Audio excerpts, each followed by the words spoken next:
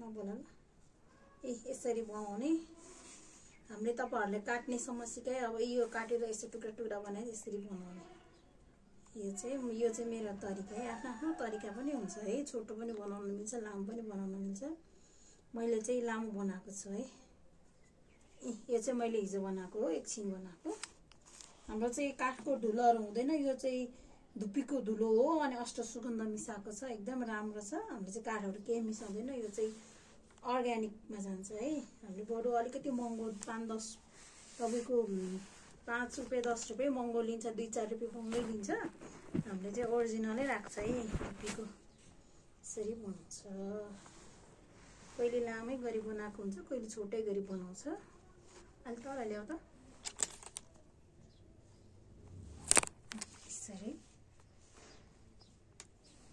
थोरै राख्ने, छेउछेउमा अलि थोरै राख्ने, बीचमा अलि धेरै राख्ने, यसरी बनाउने। यस्तो हुन्छ।